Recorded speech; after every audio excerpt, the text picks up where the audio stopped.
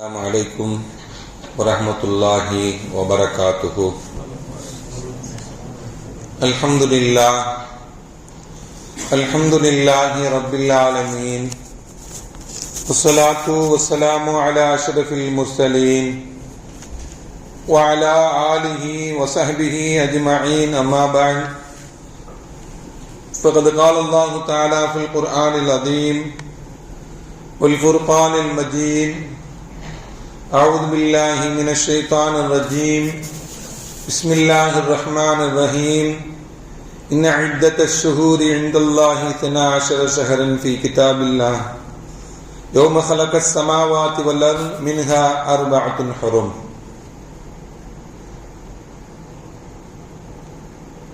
رب اشرح لي صدري ويسر لي أمري واحلل عقدة من لساني يفقهوا قولي. اللهم صل على سيدنا محمد، اللهم صل عليه وسلم. கணித்திருக்கும் மரியாதைக்கும் உரிய அல்லாஹுவின் நல்லடியார்களே, அருமையான சகோதர பெருமக்களே, அருமை நாயகம் ஸல்லல்லாஹு அலைஹி வஸல்லம் உடைய நற்பாக்கியம் நிறைந்த நல்லும்மத்துமார்களே, அருமையான பெருமக்களே, எந்த விஷயத்தை கேட்க இருக்கிறோமோ அந்த விஷயத்தின்படி அமல் செய்யக்கூடிய பாக்கியத்தினையும், கேட்ட விஷயங்களை பிறருக்கு எத்தி வைக்கக்கூடிய பாக்கியத்தினையும் அல்லாஹ் நம் அனைவருக்கும் வழங்கிடுவானாக. நம்முடைய வாழ்நாட்களை அல்லாஹ் ஆரோக்கியமான வாழ்நாட்களாக ஆக்கி தருவானாக. மருத்துவமனைகளுக்கு செல்லாத காலங்களாக ஆக்கி தருவானாக. மருத்துவமனை செலவினங்களிலிருந்து அல்லாஹ் நம் அனைவரையும் முழுமையான முறையில் பாதுகாப்பானாக. எல்லா விதமான ஆபத்துகள், விபத்துகள், பலாய், முசீபத்துகள், பரவக்கூடிய தொற்று நோய்கள், அனைத்து விதமான பாவ செயல்களிலிருந்தும் அல்லாஹ் நம் அனைவரையும் முழுமையான முறையில் பாதுகாத்து நிம்மதியான, அமைதியான, ராகத்தான, சந்தோஷமான, மகிழ்ச்சியான வாழ்க்கை இந்த உலகத்திலும் நாளை மறு உலகத்திலும் அல்லாஹ் அளவில்லாமல் வழங்கிடுவானாக. நம்முடைய ஹலாலான ஹாஜத்துகள் அனைத்தையும் அல்லாஹ் நிறைவேற்றி தருவானாக என்று இந்த நல்ல நேரத்தில் துஆ செய்து துவங்குகிறேன். அருமையானவர்களே,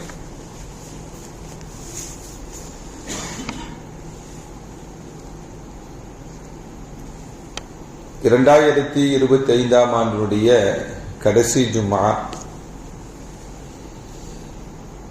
ரஜபு மாதத்தினுடைய முதல் ஜும்ஆ.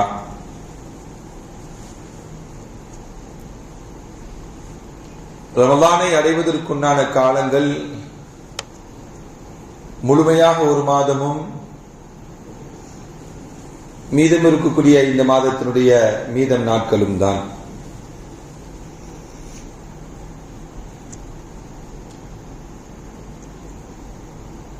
இஸ்லாமிய வரலாற்றில் ரஜபு மாதத்தில் பல்வேறு நிகழ்வுகள்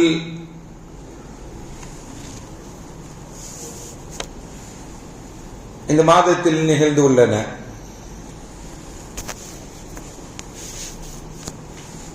இந்த மாதத்தில் தான்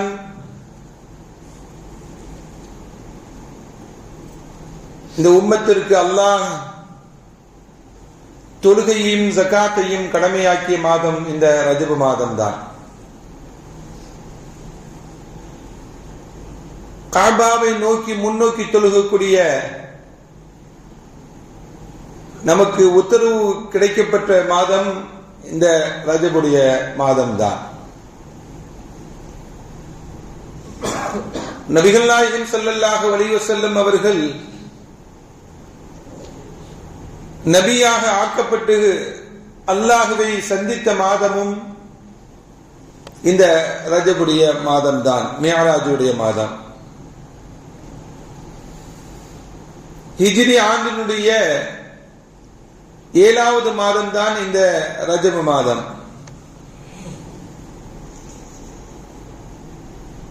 பன்னிரண்டு மாதங்கள்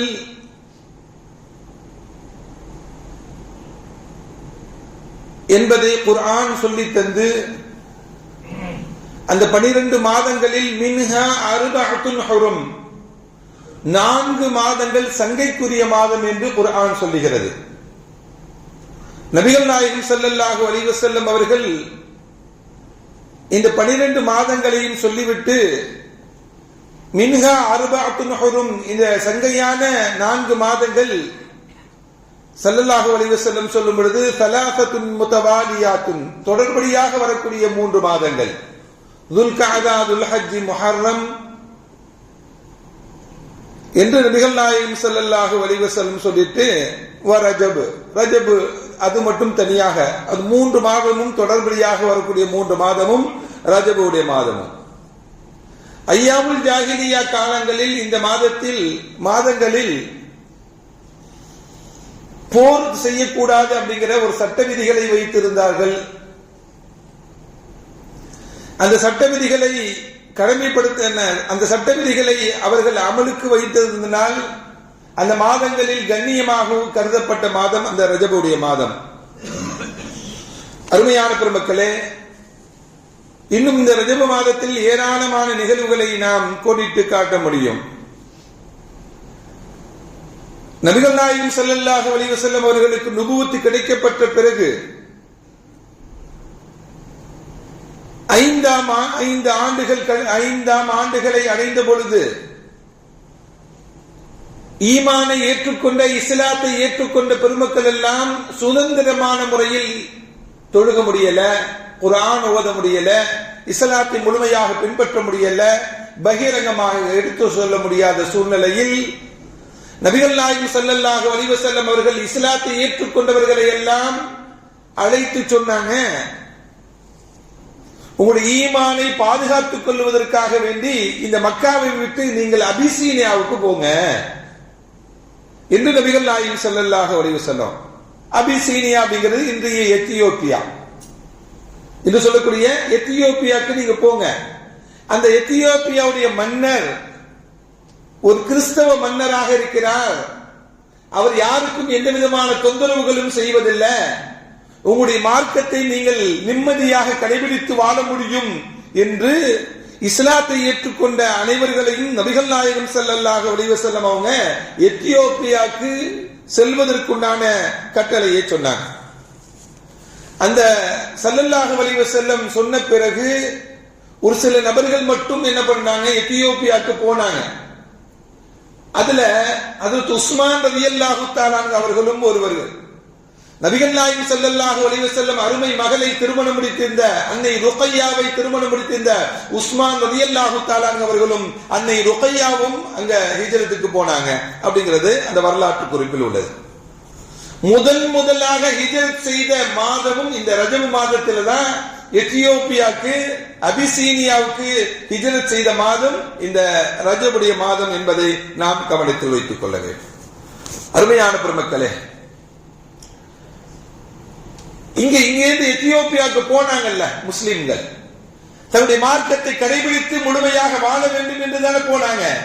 அங்கு சென்ற முஸ்லிம்கள் அந்த எத்தியோப்பியா மன்னரான நஜ்ஜாஷிக்கு மார்க்கத்தை சொன்னாங்க, தாவா கொடுத்தாங்க, அழைப்பு பண்ணி கொடுத்தாங்க.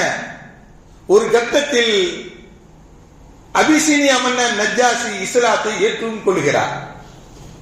அவர் ஹிஜ்ரி 9ஆம் ஆண்டு மௌத்தாகி விடுகிறார், வஃபாத்தாகி விடுகிறார் என்ற செய்தி ஹஜ்ரத் ஜிப்ராயில் அலைஹிஸ்ஸலாம் மூலமாக நபிகள் நாயகம் ஸல்லல்லாஹு அலைஹி வஸல்லம் அவர்களுக்கு கிடைக்கிறது. அப்பொழுது நபிகள் நாயகம் ஸல்லல்லாஹு அலைஹி வஸல்லம் அவங்க சொல்லுவாங்க, இன்ன அகாக்குமுன் நஜ்ஜாஷி, உங்களுடைய சகோதரனான நஜ்ஜாஷி கது மாத்த, அவர் மரணித்து விட்டார். உங்களுடைய சகோதரரான நஜ்ஜாஷி மரணித்து விட்டார். ஃபகூமு, நீங்கள் எல்லாம் வாருங்கள், ஃபஸல்லு அலைஹி, அவருக்கு தொழுகை நடத்துங்கள் என்று சொன்னாங்க ஸல்லல்லாஹு அலைஹி வஸல்லம். எல்லாரும் வந்தாங்க. ஸல்லல்லாஹு அலைஹி வஸல்லம் காயிப் ஜனாஸா தொழுத வச்சாங்க, சஹாபாக்களும் தொழுதாங்க. ஸல்லல்லாஹு அலைஹி வஸல்லம் வாழ்க்கையில அது ஒரு தடவை மட்டும்தான் காயிப் ஜனாஸா என்ற தொழுகை நடைபெற்றது. இதை வைத்துதான் ஆதாரமாக வைத்து இன்றும் காயிப் ஜனாஸா நடைபெறுகிறது என்பதை நாம் நினைவில் வைத்துக் கொள்ள வேண்டும். அருமையான பெருமக்களே, இப்படி இந்த ஹிஜ்ரத் என்பது முதலாக ஹிஜ்ரத் ஏற்பட்டதும் இந்த ரஜபுடைய மாதத்தில் தான் என்பதை நாம் நினைவில் வைத்துக் கொள்ள வேண்டும். அது மட்டுமல்ல, இந்த ரஜப மாதத்தில் நபிகள் நாயகம் ஸல்லல்லாஹு அலைஹி வஸல்லம் அவர்கள் அவருடைய வாழ்க்கையில் கடைசி யுத்தம் தபூக் யுத்தம். நபிகள் நாயகம் ஸல்லல்லாஹு அலைஹி வஸல்லம் அவர்கள் நேரடியாக கலந்து கொண்ட யுத்தம் கிட்டத்தட்ட 19 யுத்தங்கள். அந்த 19 யுத்தங்களில் கடைசி யுத்தமாக நபிகள் நாயகம் ஸல்லல்லாஹு அலைஹி வஸல்லம் கடந்து கொண்டது தபூக் யுத்தம். அந்த தபூக் யுத்தத்தை வரலாற்று ஆய்வாளர்கள் எல்லாம் சொல்வாங்க, ஸாஅத்துல் உஸ்ரா, கடுமையான சூழ்நிலை, கடுமையான காலம் அந்த காலம் என்று சொல்லுவாங்க. கடுமையான காலம் அப்படிங்கிறதுக்கு என்ன அப்படின்னா, அந்த யுத்தம் தபூக் யுத்தம் நடைபெற்றதல்லவா, ஒன்று தூரமாக நடந்தது. இன்னைக்கும் மதீனாவிலிருந்து தபூக்கு கூகுள் மேப்ல போட்டீங்கன்னா 600 கிலோமீட்டர் தூரம் இன்னைக்கு மேப் உடையது. என்ன அன்னைக்கு கிட்டத்தட்ட ஒரு 500 ஷார்ட் கட்டா போயிருந்தாங்கன்னா ஒரு 500 கிலோமீட்டர் இருந்திருக்கணும். என்ன தூரமான தொலைவில் சென்று யுத்தம் நடைபெறுகிறது. அதே போல இங்கிருந்து மதீனாவுக்கு தொலைவில் சென்று யுத்தம் நடைபெற்ற ஒரு நிகழ்வு ஒண்ணு. இரண்டாவது என்ன அப்படின்னா, பெரிய பேரரசை எதிர்த்து யுத்தம் நடைபெறுகிறது. என்ன பேரரசு அது? ரோமாபுரி பேரரசை, பெரிய வல்லரசை எதிர்த்து போராடக்கூடிய ஒரு யுத்தம். அது ஒன்னு தூரமாக யுத்தம் பண்ணது, இன்னொன்னு பெரிய பேரரசை எதிர்த்து என்ன பண்றது, யுத்தம் புரிகிறது. ஏன் இவர்களை ரோமபுரி அரசை எதிர்த்து போரிட வேண்டும் நாம் முஸ்லிம்கள் எல்லாம் அப்படின்னா, அவர்கள் மதீனாவை அழிப்பதற்கு தயாராகி ஒரு படை கிளம்பியது. அந்த செய்தி நபிகள் நாயகம் ஸல்லல்லாஹு அலைஹி வஸல்லத்துக்கு வந்த பிறகுதான் இங்கிருந்து ஒரு படையை திரட்டிக்கிட்டு போறாங்க. இஸ்லாமிய யுத்தங்களில் அதிகமானவர்கள் கலந்து கொண்ட யுத்தம் இந்த தபூக் யுத்தம். கிட்டத்தட்ட 30,000 சஹாபாக்கள் கலந்து கொண்டார்கள். இந்த தபூக் யுத்தத்துல கிட்டத்தட்ட 30,000 சஹாபாக்கள் கலந்து கொண்டாங்க. மதீனாவை அழித்து விட வேண்டும் என்று ரோமபுரி அரசர் ஒரு படையை அனுப்புவதற்கு தயாராக நபிகள் நாயகம் ஸல்லல்லாஹு அலைஹி வஸல்லம் அவங்க அதை தடுத்து நிறுத்துவதற்காக வேண்டி சஹாபாக்களை தயார் செய்கிறாங்க. சஹாபாக்களிடம் யாரிடம் எல்லாருக்கும் உதவி கேட்கிறாங்க. ஸல்லல்லாஹு அலைஹி வஸல்லம், நீண்ட தூரம் பயணம் மேற்கொள்ள வேண்டியிருக்கிறது, நீண்ட தூரம் பயணத்திற்குண்டான வாகனங்கள் வேண்டும், உணவு வேண்டும், தண்ணீர் வேண்டும், எல்லா பாதுகாப்பு கவசங்களும் வேண்டும். எல்லாரிடமும் உதவி கேட்கிறாங்க. ஸல்லல்லாஹு அலைஹி வஸல்லம் எந்த யுத்தத்திற்கும் பெருசா உதவி கேட்கல. இந்த யுத்தத்திற்கு எல்லோரிடமும் உதவி கேட்கிறாங்க. நபிகள் நாயகம் ஸல்லல்லாஹு அலைஹி வஸல்லம் எல்லோரும் உதவியை கொண்டு வருகிறார்கள். அபூபக்கர் தன்னிடம் இருப்பதை எல்லா பொருள்களையும் கொடுத்து விடுகிறார். அதற்கு உமர் ரலியல்லாஹு தஆலா அவங்க தன்னுடைய பொருளாதாரத்திலிருந்து பாதியை கொடுத்து விடுகிறார்கள். அதற்கு உஸ்மான் ரலியல்லாஹு தஆலா அவங்க கொடுத்தாங்க. பலவிதமான ஹதீஸ்களை, பலவிதமான அளவுகள் இருந்தாலும் அதற்கு உஸ்மான் ரலியல்லாஹு தஆலா அவங்க 8000 தீனார்களை அந்த யுத்தத்திற்காக வேண்டி தானமாக வழங்கினாங்க. 8000 தீனார்னா எவ்வளவு தெரியுமா? ஒரு அளவீடு சொன்னால் புரிந்து கொள்வீர்கள். 20 தீனார் தான் ஜகாத் கடமையாகக்கூடிய அளவு. 20 தீனார் என்றால் இன்றைய அளவுக்கு எவ்வளவு தெரியுமா? 11 பவுன். 20 தீனாருடைய அளவு எவ்வளவு? 11 பவுன். 11 பவுன். அதை கால்குலேஷன் பண்ணி பார்த்தா கிட்டத்தட்ட 400 பவுன் அளவுக்கு கொடுத்திருக்கிறாங்க. 400 பவுன் அளவுக்கு நபிகள் அதற்கு உஸ்மான் ரலியல்லாஹு தஆலா அவங்க 400 பவுன்னா வேல்யூ பார்த்துக்க வேண்டியதான். தன்னிடம் இருந்த 8000 தீனார்களை அதற்கு உஸ்மான் ரலியல்லாஹு தஆலா அவங்க தபூக் யுத்தத்தினுடைய செலவினங்களுக்காக வேண்டி நபிகள் நாயகம் ஸல்லல்லாஹு அலைஹி வஸல்லம் கொடுத்தாங்க. இன்னைக்கு அல்லாஹ்வுக்காக வேண்டி கொடுங்கன்னு சொன்ன யாருக்கு மனசு வருது? பாக்கெட் நிறைய மணி இருந்தாலும், நம்முடைய நிறைய பொருளாதார செல்வ செழிப்புகள் இருந்தாலும், ஆனா மனசு வர மாட்டேங்குதுல. ஆனா உஸ்மான் ரலியல்லாஹு தஆலா அவங்க தன்னிடம் இருக்கக்கூடிய 8000 தீனார்களை அள்ளி கொடுத்தார்கள். அள்ளி கொடுத்தவுடன் நபிகள் நாயகம் ஸல்லல்லாஹு அலைஹி வஸல்லம் அவர்கள் உஸ்மானை புகழ்ந்து சொன்னாங்க. அவர்களுக்காக வேண்டி துஆ செய்தாங்க. நிறைய துஆ செய்தாங்க. எப்படியெல்லாம் துஆ செய்தாங்க தெரியுமா? நபிகள் நாயகம் ஸல்லல்லாஹு அலைஹி வஸல்லம், கஃபரல்லாஹு லக யா உஸ்மான், அல்லாஹ் உன்னுடைய பாவத்தை மன்னித்து விட்டான் உஸ்மான், அல்லாஹ் உன்னுடைய பாவத்தை மன்னித்து விட்டான் என்று சொன்னாங்க. மா கத்தம்த வமா அഖர்த வமா அஸ்ரர்த வமா அலன்த வமா அக்பர்த, முன் செய்த பாவம், பின் செய்த பாவம், ரகசியமாக செய்தது, பகிரங்கமாக செய்து எல்லா பாவங்களையும் அல்லாஹ் மன்னித்து விட்டான் என்று நபிகள் நாயகம் ஸல்லல்லாஹு அலைஹி வஸல்லம் அதற்கு உஸ்மான் ரலியல்லாஹு தஆலா அவர்களுக்காக வேண்டி நிறைய துஆ செய்றாங்க. மா லர்ர உஸ்மான் மா அமில பஅதல் யௌம், இன்றைய தினத்துக்கு பிறகு உஸ்மான் எதை செய்தாலும், எந்த பாவம் செய்தாலும் அவருக்கு எந்த விதமான பாதகங்களும் இல்லை என்று நபிகள் நாயகம் ஸல்லல்லாஹு அலைஹி வஸல்லம் சொன்னார். இந்த தினத்துக்கு பிறகு எந்த இதை செய்தாலும் அவருக்கு அந்த பாவத்திற்குண்டான பாவங்கள் எழுதப்படாதுங்கிறாங்க ஸல்லல்லாஹு அலைஹி வஸல்லம். அப்படி எல்லாம் இருக்கா அப்படின்னா இருக்கு. ஸல்லல்லாஹு அலைஹி வஸல்லம் சொன்னாங்க. ஏனென்றால் அந்த அர்ப்பணிப்பு இருக்கிறது அல்லவா, அந்த அர்ப்பணிப்புக்கு நிகரானது வேறு எதுவுமே இல்லை. கேட்டவுடன் அள்ளி கொடுப்பதுதான், தாராளமாக கொடுப்பதுதான். அருமையான பெருமக்களே, இதே போன்ற நிகழ்வு வேறு யாருக்காவது நடந்திருக்கா? நபிகள் நாயகம் ஸல்லல்லாஹு அலைஹி வஸல்லம் அவங்க ஹிஜ்ரி 8ஆம் ஆண்டு ஸல்லல்லாஹு அலைஹி வஸல்லம் அவங்க மக்காவை கைப்பற்றுவதற்காக வேண்டி முடிவு செய்கிறாங்க. முடிவு செய்த அந்த முடிவை ரகசியமாக வைத்துக் கொள்கிறார்கள். ஸல்லல்லாஹு அலைஹி வஸல்லம் எந்த யுத்தத்திற்கு போனாலும் நாம இங்க போறோம், இந்த யுத்தத்திற்கு போறோம் அப்படின்னு பகிரங்கப்படுத்த மாட்டாங்க. எல்லாத்தையும் கிளம்புங்கம்பாங்க. இந்த ரகசியம் வெளியே வந்துவிடக் கூடாது என்பதற்காக வேண்டி எல்லாரையும் கிளம்புங்கம்மா.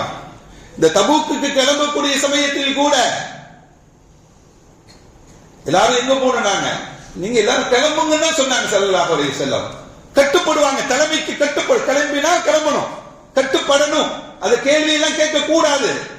தலைமைக்கு கட்டுப்படுவதுதான் இஸ்லாத்தினுடைய மாண்பும் உயர்வும். அருமையான பெருமக்களே, அதற்கு ஸல்லல்லாஹு அலைஹி வஸல்லம் ஹிஜ்ரி 8ஆம் ஆண்டு மக்காவை கைப்பற்றுவதற்காக வேண்டி முடிவு செய்த சமயத்தில் என்ன பண்ணாங்க? அபூபக்கரை கிளம்ப சொன்னாங்க, ஆயிஷாவையும் கிளம்ப சொன்னாங்க. ஆயிஷா யார சொல்ல எதற்கு கிளம்புங்கம்மா அப்படின்னா, அபூபக்கர் எதற்கு கிளம்புங்கம்மான்னு சொன்னாங்க. அந்த சமயத்தில் தான் நபிகள் நாயகம் ஸல்லல்லாஹு அலைஹி வஸல்லம் திட்டம் தீட்டிய செய்தி இங்கே மதீனாவிலிருந்து ஒருவர் செய்தி அனுப்பி வைக்கிறார். மதீனாவிலிருந்து ஒருவர் ஹாத்திம் இப்னு அபீ பல்தகா என்பவர் ஒரு செய்தியை அனுப்பி வைக்கிறார். தன்னுடைய அடிமையிட்ட ஒரு பேப்பர்ல எழுதி அந்த செய்தியை என்ன பண்றாங்க, அனுப்பி வைக்கிறார். செய்தி அனுப்பினோன்னு ஸல்லல்லாஹு அலைஹி வஸல்லத்துக்கு ஜிப்ரீல் மூலமாக செய்தி வந்துருது. இதே போல ஹாத்திம் இப்னு அபீ பல்தகா என்ன பண்றாரு, தன்னுடைய அடிமை மூலமாக மக்காவுக்கு செய்தி அனுப்பிட்டாருன்னு சொன்னோன்னே ஹஜ்ரத் அலி ரலியல்லாஹு தஆலா அன்ஹு அவங்களையும் ஜுபைர் ரலியல்லாஹு தஆலா அன்ஹு அழைத்து இந்த இடத்துல அவங்க அந்த பெண்மணி இருக்கிறாங்க, ஆளை தூக்கிட்டு வந்துருங்க போனாங்க. அழைச்சிட்டு வந்துட்டாங்க. அவங்கள்ட்ட இருந்து அந்த ரகசியத்தை ரசூலுல்லாஹ் வாங்கிட்டாங்க. ஹாத்திம் இப்னு பல்தகா கூப்பிட்டு ஸல்லல்லாஹு அலைஹி வஸல்லம் அவர்கள் விசாரணை செய்கிறார்கள். ஏன் செஞ்ச சொல்லணும்ல, சஹாபிதான், ஸல்லல்லாஹு அலைஹி வஸல்லம் சேர்ந்து இருந்தவர்கள் தான், இஸ்லாத்தை ஏற்றுக்கொண்டவர் தான், பத்ர் யுத்தத்தில் கலந்து கொண்டவர் தான், இஸ்லாமிய யுத்தங்கள் எல்லாம் முழுமையாக இடம்பெற்றவர் தான். ஆனால் அவர் செய்த செயலும் நியாயமானதுதான், ஆனா இஸ்லாத்திற்கு எதிரானது. என்ன நியாயம் அவரிடத்துல? மக்காவில் அவன் குடும்பம் ஃபுல்லா மக்காவில் தான் இருந்துச்சு, அவருடைய பொருளாதாரம் முழுவதும் மக்காவில் தான் இருந்துச்சு. இவர் இந்த செய்தியை மக்காவாசிகளுக்கு எத்தி வைத்தார் என்றால் இவரும் இவருடைய குடும்பமும் பாதுகாக்கப்படும் என்ற நியதியில் அவர் அனுப்பி வைத்தார். ஸல்லல்லாஹு அலைஹி வஸல்லம் அவர்கள் விசாரிக்கிறாங்க. விசாரிக்கும் பொழுது உமர் ரலியல்லாஹு தஆலா அன்ஹு போன்றவர்கள் எல்லாம், யா ரசூலல்லாஹ், இவர் முனாஃபிக் ஆகிவிட்டார், அவர் முனாஃபிக்காக ஆகிவிட்டார் யா ரசூலல்லாஹ், ஆனா அக்துலுஹு, நான் அவரை கொலை செய்கிறேன் என்று சொன்னாங்க உமர் ரலியல்லாஹு தஆலா அன்ஹு போன்றவர்கள் எல்லாம். அப்படி சொன்ன பொழுது ஸல்லல்லாஹு அலைஹி வஸல்லம் சொன்னாங்க, ஹாத்திம் இப்னு அபீ பல்தகா பத்தி உங்களுக்கு தெரியுமா உமர் என்று கேட்டாங்க. யா ரசூலுல்லாஹ் சொல்லுங்க. ஸல்லல்லாஹு அலைஹி வஸல்லம் அவர்கள் சொன்னாங்க, பத்ர் யுத்தத்தில் யாரெல்லாம் கலந்து கொண்டார்களோ அவர்களை அல்லாஹ் சொன்னான், யஅமலு மா ஷி'தும், நீங்கள் நாடு எதை செய்து கொள்ளுங்கள், இன்னி கஃபர்து லக்கும், உங்களுடைய பாவங்களை நான் மன்னித்து விட்டேன் என்று அல்லாஹ் பத்ர் யுத்தத்தில் கலந்து கொண்டவர்களை அல்லாஹ் சொல்லிவிட்டார். அப்படிப்பட்ட பத்ர் யுத்தத்தில் கலந்த உத்தம சஹாபியில் உள்ளவர் இவர், அதனால விட்டுடுங்கன்னு சொன்னாங்க நபிகள் நாயகம் ஸல்லல்லாஹு அலைஹி வஸல்லம். இப்படி ஒரு நற்செயல்களில் ஈடுபட்டவர், தியாகம் செய்தவர், உயிர் தியாகம் செய்வதற்கு துணிவாக இருந்தவர், இவர்கள் எல்லாம் எது செய்தாலும் மன்னிக்கப்படும் என்பதுதான் நபிகள் நாயகம் ஸல்லல்லாஹு அலைஹி வஸல்லம் சொன்னாங்க. நீங்கள் நாடு எதை செய்து கொள்ளுங்கள், இன்னி கஃபரத்து லக்கும், உங்களை நான் மன்னித்து விட்டேன் என்றெல்லாம் அவர்களுக்கு பிரமாண பத்திரம் கொடுக்கப்பட்டது என்றால் அவர்கள் செய்த தியாகம் தான் அந்த செயலுக்கு பரிகாரமாக அமைந்திருக்கிறது என்பதெல்லாம் இந்த நிகழ்வு நமக்கு சொல்லித் தருகிறது. அருமையான பெருமக்களே, அதற்கு உஸ்மான் ரலியல்லாஹு தஆலா அவர்கள் செய்த தியாகத்தை பற்றி சொன்னோம். உஸ்மான் ரலியல்லாஹு தஆலா அவங்க இஸ்லாத்தை ஏற்றுக்கொண்டவர்களில் நான்காவது நபர்கள் இஸ்லாத்தை ஏற்றுக்கொண்டாங்க. அவருடைய வரலாறுகளை அவருடைய சிறப்புகளையும் பற்றி சொன்னால் வரிசையாக நிரம்ப சொல்லிக் கொண்டே போகலாம். அதற்கு உஸ்மான் ரலியல்லாஹு தஆலா அவங்க தான் இஸ்லாத்தை ஏற்றுக்கொண்ட பிறகு ஒவ்வொரு ஜும்ஆவுடைய நாளையிலையும் ஒரு அடிமையை உரிமை விடுவார்கள். ஒவ்வொரு ஜும்ஆவுடைய நாளையிலையும் ஒரு அடிமையை உரிமை விடக்கூடியவர்களாக இருந்தாங்க.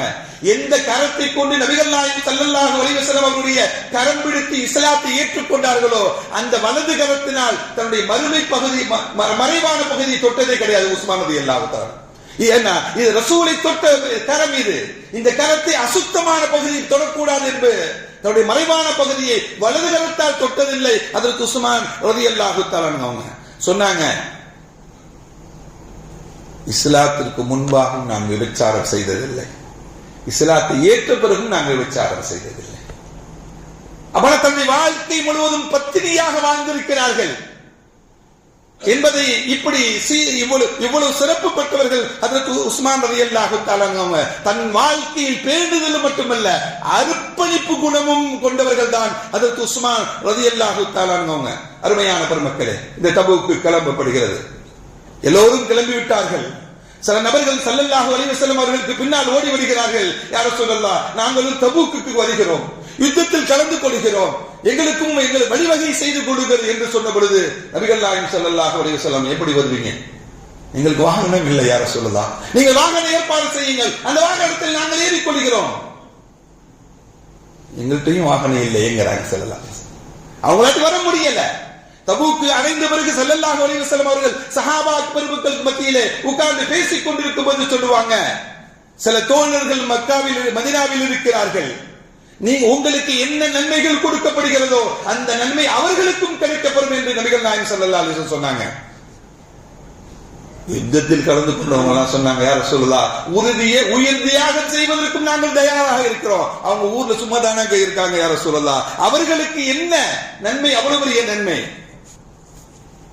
ஹபிஸஹுமுல் உதுர், சில தங்கடங்கள் தான், சில இடையூறுகள் தான், சில பிரச்சனைகள் தான் அவர்களை வரவிடாமல் தடுத்து விட்டது. அவங்கள்ட்ட வாகனம் இல்ல, அவர்கள் நோயாளியாக இருக்கிறாங்க, அவங்களால வயது முதிர்ந்தவர்களாக இருக்கிறாங்க, ஆனால் யுத்தத்திற்கு வர வேண்டும் என்ற ஆர்வம் இருக்கிறது. சில காரணங்கள் அவர்களை தடுத்து விட்டன.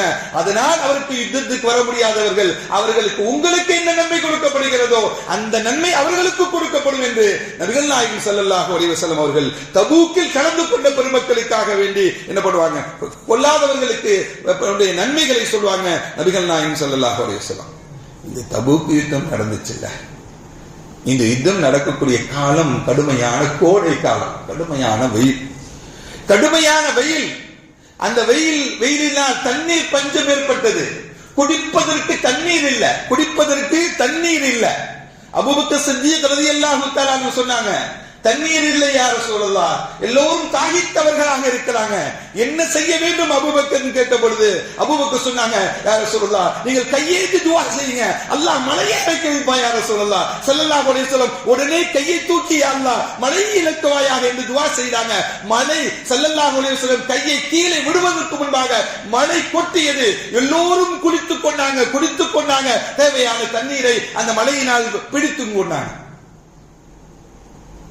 தண்ணீருடைய தேவை நிறைவாகிவிட்டது.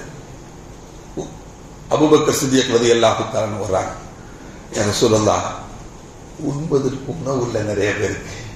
எவ்வளவு பேர்? 30,000 பேர்கள் இருக்கிறாங்க, எல்லோருக்கும் உணவு வேண்டும். ஒரு சில பேர்களும் கொஞ்சம் உணவு இருக்கிறது, எல்லோருக்கும் உணவு இல்லை, எல்லோரும் பசியாக இருக்கிறாங்க. யா ரசூலல்லாஹ், எல்லோருடைய பசியை நாம் போக்க வேண்டும், இன்னும் யுத்தம் ஆரம்பிக்கவில்லை, யுத்த காலத்துக்கு போய் சேரக்குள்ள கடுமையான பசி ஏற்பட்டு விட்டது என்று சொன்னவுடன் ஸல்லல்லாஹு அலைஹி வஸல்லம், யார் யாரிடம் என்னென்ன இருக்கிறதோ அதை மட்டும் கொண்டு வாருங்கள். ஒருவருடைய அரை துண்டு ரொட்டி இருந்தது, ஒருவருடைய ஒரு கை நிறைய பேரித்த பழம் இருந்தது, ஒருவருடைய ஒரு கை நிறைய கோதுமை மாவு இருந்தது. எல்லோத்தையும் ஒரு துணியில் கொட்டுகிறார்கள், ஒரு பாத்திரத்தில் போடுகிறார்கள். ஸல்லல்லாஹு அலைஹி வஸல்லம் நிறைவாக துஆ செய்கிறாங்க, பரக்கத்திற்காக துஆ செய்கிறாங்க.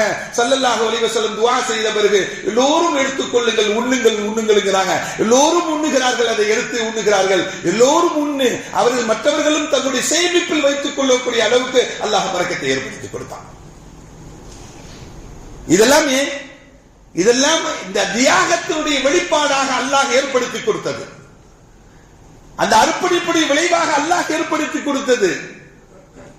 உணவில்லாத 30,000 பேர்களுக்கும் நிறைவான உணவு மட்டுமல்ல, சேமித்து வைத்துக் கொள்வதற்கும் அல்லாஹ் பரக்கத்தை ஏற்படுத்தி கொடுத்தான். அருமையான பெருமக்களே, இப்படி தியாகம் செய்த பெருமக்கள், அந்த தியாகத்தினுடைய நிகழ்வுகள் எல்லாம் இந்த ரஜப மாதத்தில் நடந்த நிகழ்வுகள் தான் என்பதை நாம் நினைவில் வைத்துக் கொள்ள வேண்டும்.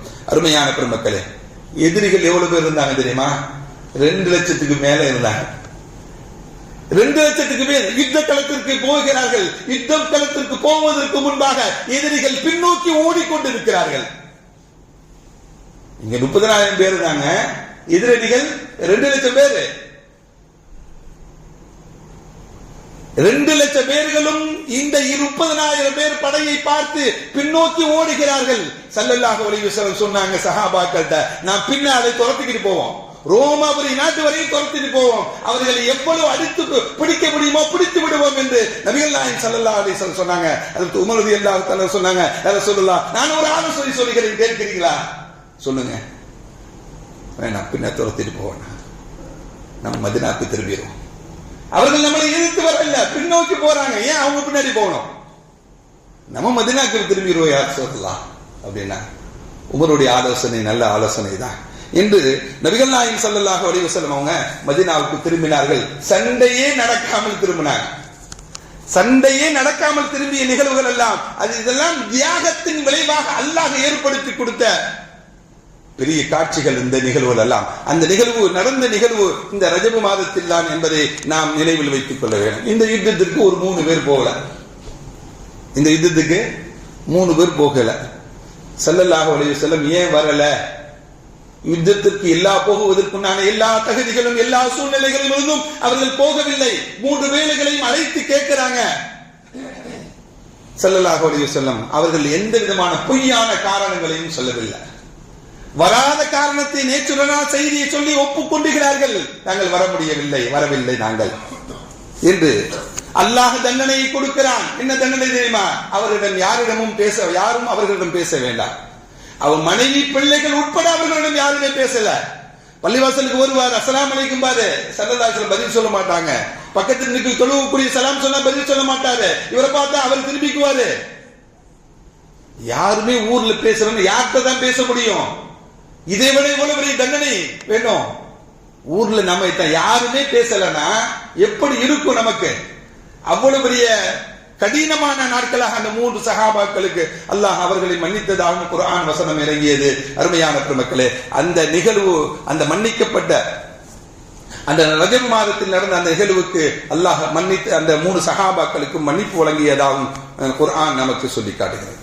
அருமையான பெருமக்களே, இப்படி இதை தாண்டி இன்னொரு நிகழ்வு ரஜப மாதத்தில் பைத்துல் முகத்தஸ். நாம் கிபிலாவாக முன்னோக்கி தொழுத பள்ளி வாசல்களில் ஒரு பள்ளிவாசல் பைத்துல் முகத்தஸ். நாம் கஅபத்துல்லாவை நோக்கி தொழுகிறோம். அதற்கு முன்பாக பைத்துல் முகத்தஸை நோக்கி தான் முஸ்லிம்கள் தொழுது கொண்டிருக்கிறார்கள். கிபிலா 2 கிபிலாக்கள் நமக்கு, ஒன்று பைத்துல் முகத்தஸ், இன்னொன்று மஸ்ஜிதுல் ஹராம். அந்த புனித பள்ளிவாசல் கிட்டத்தட்ட 90 ஆண்டுகள் பாங்கு இல்லை, தொழுகை இல்லை, ஜும்மா இல்லை, பெருநாள் இல்லை, 90 ஆண்டுகள் மூடப்பட்டு கிடந்தன. ஹிஜ்ரி 583 ஆண்டு சலாஹுத்தீன் அய்யூப் அவருடைய தலைமையில் போராடிய அந்த போராட்டம் 580 பைத்துல் முகத்தஸை மீட்டெடுத்த மாதமும் இந்த ரஜபுடைய மாதம் தான். 90 வருடங்கள் அல்லாஹ்வுடைய பெயர் உச்சரிக்கப்படாமல் இருந்த பள்ளிவாசல், கிபிலாவாக நமக்கு கொடுக்கப்பட்ட பள்ளிவாசல், எல்லா சஹாபா எல்லா நபிமார்களும் என்ன தொழுத பள்ளிவாசல் அது. ஹஜ்ரத் அய்யூப் அலைஹிஸ்ஸலாம் ஆழ்ந்த பள்ளிவாசல் அது. ஹஜ்ரத் தாவூத் அலைஹிஸ்ஸலாம் அவர்களுடைய சிம்மாசனம் இருந்த மிஹ்ராப் இருந்த பள்ளிவாசல் அது. சுலைமான் அலைஹிஸ்ஸலாம் ஆட்சி புரிந்த பகுதி அது. ஹஜ்ரத் இப்ராஹிம் அலைஹிஸ்ஸலாம் அவர்கள் ஹிஜ்ரத் செய்த பகுதி பைத்துல் முகத்தஸ். ஹஜ்ரத் ஈசா அலைஹிஸ்ஸலாம் பிறந்த ஊரு அந்த ஊர். 90 ஆண்டுகள் பாங்கு சொல்லப்படவில்லை, 90 ஆண்டுகள் தொழுகை நடத்தப்படவில்லை, ஜும்மா இல்ல, பெருநாள் இல்ல. மீட்டெடுக்கப்பட்ட மாதம் இந்த ரஜபுடைய மாதம். அருமையானவர்களே, இந்த ரஜபுடைய மாதம் நம்முடைய ரமலானுக்கு ஒரு முன்னோட்டமான மாதம். ரமலானுக்கு தயாராக இருக்கக்கூடிய மாதம் இது. ரஜப் ஆரம்பித்து விட்டாலே நபிகள் நாயகம் ஸல்லல்லாஹு அலைஹி வஸல்லம் இப்படி துஆ செய்வாங்க, அல்லாஹும்ம பாரிக் லனா ஃபீ ரஜப் வ ஷஅபான் வ பல்லிக்னா ரமலான். ரஜப் ஷஅபான் மாதங்களை அல்லாஹ் பரக்கத் செய்வாயாக, ரமலானை அடையக்கூடிய பாக்கியத்தை தருவாயாக என்றெல்லாம் துஆ செய்யக்கூடிய மாதம் இந்த மாதம். ஸல்லல்லாஹு அலைஹி வஸல்லம் நாமும் துஆ செஞ்சுக்கணும், அல்லாஹ் ரஜப் ஷஅபான்ல பரக்கத் செய், ரமலானை அடையக்கூடிய பாக்கியத்தை தா என்று துஆ செய்யணும். ரமலான் புனிதமான மாதம், நன்மைகளை கொட்டி வாரி வழங்கக்கூடிய மாதம், 1,700 மடங்கு நன்மைகள் கிடைக்கப்பெறக்கூடிய மாதம் அந்த மாதம். அந்த மாதத்தை அடைந்து கொள்வதற்கு ஸல்லல்லாஹு அலைஹி வஸல்லம் ரஜபில் இருந்து துஆ செய்தாங்க. 60 நாட்களுக்கு முன்னர் இருந்து துஆ செய்தாங்க. அப்படின்னா நாமும் ரமலானை அடைந்து கொள்வதற்கு துஆ செய்ய வேண்டும். செஞ்சுக்கலாமா? அல்லாஹ் தௌஃபீக் தருவானா. இப்படி ரஜப் மாதம் என்பது ஸல்லல்லாஹு அலைஹி வஸல்லம் ரமலானுக்கு முன் ஏற்பாடா. ஸல்லல்லாஹு அலைஹி வஸல்லம் சொன்னதாக ஒரு ஹதீஸ் இப்படியும் வருது, இன்ன ஃபில் ஜன்னத்தி நஹரா, சொர்க்கத்தில் ஒரு ஆறு ஓடுகிறது, யுகாலு லஹு ரஜப், அந்த ஆற்றுக்கு ரஜப் என்று பெயரிடப்பட்டுள்ளது. அஷத்து வயாலுன் மின் லபன், பாலை விட வெண்ணிறமுடைய ஆறு அது. பால் எவ்வளவு நிறமுடையதாக இருக்கிறதோ அதை விட வெண்ணிறமுடையதாக இருக்கிறது. அஹ்லாவும் மினல் அஸல், தேனை விட சுவையாக இருக்கக்கூடியது அந்த ஆற்று நீர். யாருக்கு அது கிடைக்கும்? ஸல்லல்லாஹு அலைஹி வஸல்லம் சொன்னாங்க, மன் சாம யௌமன், யார் ஒருவர் இந்த ரஜபு மாதத்தில் ஒரு நோன்பு நோற்பாரோ, ஸகாஹுல்லாஹு மினன் நஹர், அந்த ஆற்றினுடைய தண்ணீரை அல்லாஹ் அவருக்கு புகட்டுவான் என்று சொன்னாங்க. அப்படி என்றால் இந்த மாதம் அமல்கள் செய்யக்கூடிய மாதமும் கொடுத்தார். நாம் வாழ்க்கையில் செய்யக்கூடிய தவறுகளை மாற்றிக்கொண்டு ரமலானுக்கு தயாராகக்கூடிய மாதம் இந்த ரஜபுடைய மாதம். அல்லாஹ் இந்த மாதத்தை, கண்ணியமான மாதத்தை நமக்கு அமல் செய்வதற்குண்டான மாதமாக, நல்ல அமல்களை நிரம்ப செய்யக்கூடிய மாதமாக அல்லாஹ் ஆக்கி அருள் புரிவானாக. ரஜபு ஷஅபானிலே பரக்கத் செய்வானாக. ரமலானை அடையக்கூடிய நல்ல தௌஃபீக்கினையும், அதில் லைலத்துல் கத்ருடைய இரவை அடையக்கூடிய நல்ல தௌஃபீக்கினையும் அல்லாஹ் நம் அனைவருக்கும் வழங்கிடுவானாக. வ ஆஃபிரு தஅவானா அனில் ஹம்துலில்லாஹி ரப்பில் ஆலமீன். அஸ்ஸலாமு அலைக்கும் வரஹ்மத்துல்லாஹி வபரகாத்துஹு.